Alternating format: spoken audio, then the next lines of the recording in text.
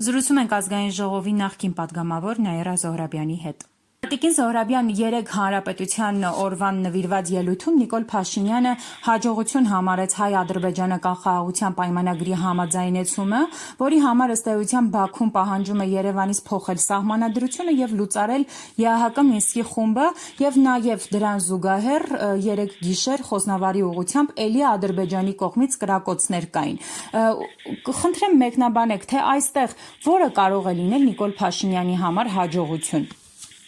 Նիկոլ Փաշինյանի համար հաջողությունը այն է, որ Ալիևը շարունակում է Հայաստանից պահանջներ ներկայացնել Նիկոլ Փաշինյանից Հայաստանի Հանրապետության սուվերենության ինքնիշխանության հաշվին ներկայացնել պահանջներ խոստանալով Նիկոլի համար, որովհետև այդ թուղթը A4 ֆորմատի, որի վրա գրված է լինելու խաղաղություն եւ կապված բնավ կարևոր չի թե այդտեղ բովանդակությունը ինչ է լինելու, նույնիսկ եթե անգամ բովանդակությունը լինի շնորհավոր ամանոր եւ սուրբ ծնունդ, իսկ հասկանալի է, որ այդ փաստաթղթի բովանդակությունը ծայրից ծայր, հյուսիսից հարավ,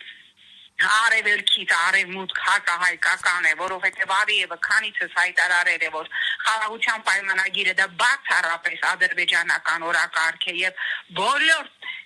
կետերը տեքստի կազմել է Ադրբեջանը, Նիկոլի համար դա էական չէ, իր համար պետք է իր առաջիկա վերարտադրության համար Ալիևից ստանալ մի թուղթ, որի վրա գրված կլինի խաղաղություն, որ ինքը իր էլեկտորատի ռեխը այդ թուղթը մտցնի եւ ասի ես բերել եմ խաղաղություն եւ ուստի քանի դեռ Ալիևը շարունակում է Նիկոլին սենց օթուն կախած պահել, հա, այն պանիրը, որ թակարդում պահել, ասելով, որ ես էլ արա, որ ստորագրեմ, ես էլ արա, որ ստորագրեմ, Նիկոլ Փաշինյանը շարունակելու է գտնել, շարունակելու է Ալիևին հրավիրել կոֆե խմելու, միայն թե Ալիևը տա Նիկոլի երազած թուղթը մեկ բառի համար, խաղաղություն բառի համար, ինքը Սարդարապետի իր ելույթում բազմաթիվ ուրեմն հակասական եւ անառողջ մտքեր հայտնեց, որ խորհրդային միությունը սպանել է մեր անկախությունը, առաջի հանրապետությունը, այս տղայի համար բոլորը մեղավոր են, ամեն ինչի համար բոլորը մեղավոր են, Տիգրան Մեծից, Պապ Թագավորից, Գորբաչովից սկսած իրենից բացի։ Ինքը ամեն ինչ անում է սեփական մեղավորությունը սվաղելու, լղոզելու բոլոր հնարավոր պատմական, իրական եւ ոչ պատմական կերպարների վրա։ Սա լրջագույն խնդիր է, բայց եթե մեր հասարակության մեջ շարունակում ամենալ իհարկե էականորեն փոքրացած, որովհետև հարցումներներ վկայում են, որ 4-ից 3-ը ատում է այս ռեժիմը, բայց եթե մեկ մարդ է դեռևս շարունակում ամենալ, ով այս անհեթեթ ստերը,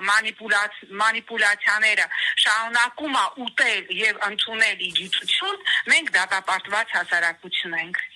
Տիկին Զոհրաբյան, Նիկոլ Փաշինյանը նաև պնդում էր, թե Հայաստանի միջազգային հեղինակությունը աճել է եւ տարբեր երկրների հետ հարաբերությունների ներքո նոր լիցք է ստացել։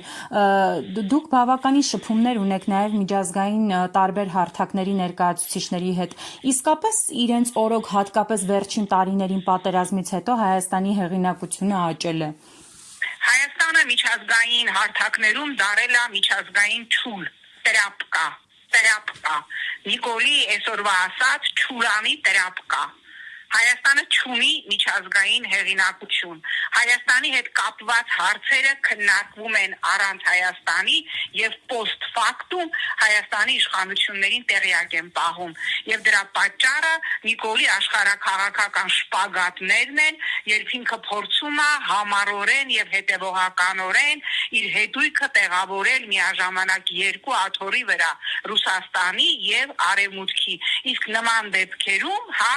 ոչ միայն հնարավոր է գրիժա ստանալ, հա, այլ նաև արդյունքը լինում է այն, որ Հայաստանը այլևս ունի զերոյական միջազգային հեղինակություն։ Ես սա ցավով եմ ասում, որտեղ Նիկոլը ու Նիկոլները անցողիկ են, իսկ Հայաստանը հուսամ մնայուն է եւ հաջորդ իշխանություններին հսկայածավալ աշխատանք է սպասվում, Հայաստանի դիվանագիտական լրջագույն աշխատանք է սպասվում, Հայաստանի հեղինակությունը նախ մինուս անսահմանությունից բերելու 0-ական կետի, հետո 0-ական կետից բարձրացնելու վերև, ինչը եղել է մինչև 18 թվականը։